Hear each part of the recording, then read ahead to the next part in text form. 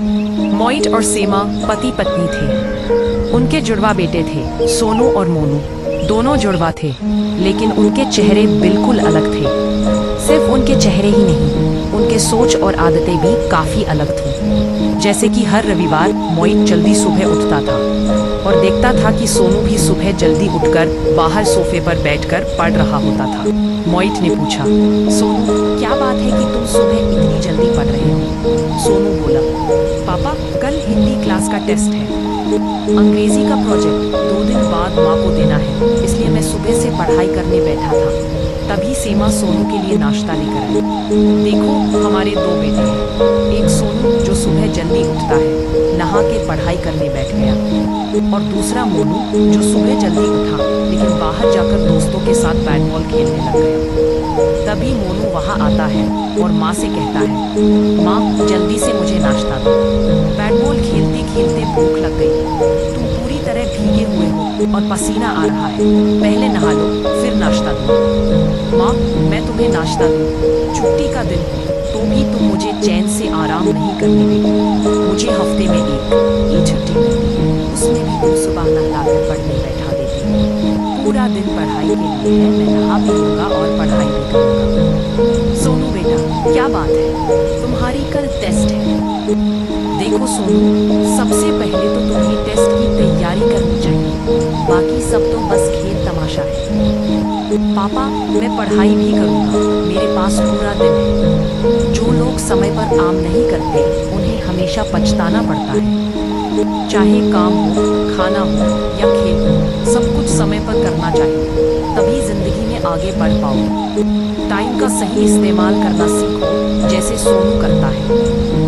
मुझे कुछ ज़रूरी काम से बाहर जाना है, मैं शाम को आकर तुम दोनों से हिंदी सवाल जवाब सुनूंगा। ऐसा कहकर मोहित वहाँ से चला जाता है।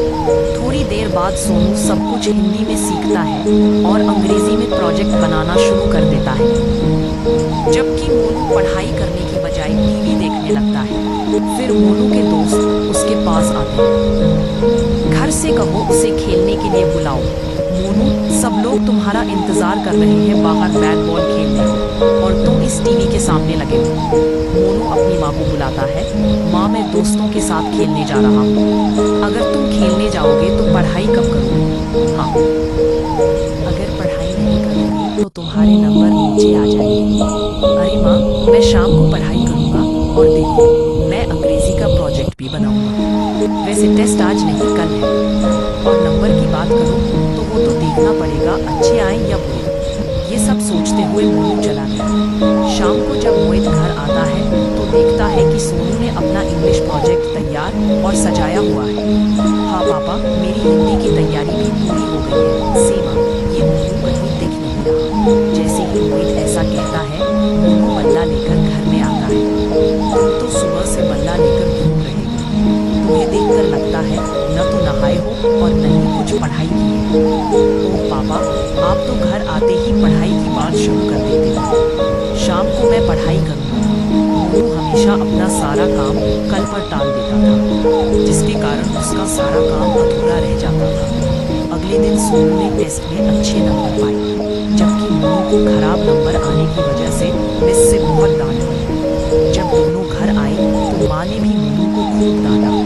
थोड़ी शर्म करो, तुम्हारा एक भाई है जो तुम्हारे बराबर उम्र का है, वो अपना सारा काम समय पर करता है और तुम हमेशा काम टालते रहते हो, जिसकी वजह से तुम हमेशा दूसरों से पीछे रह जाते हो। जैसे ही शाम को मोनू घर आता है तो सोनू और मोनू दोनों के टेस्ट नंबर देखता है।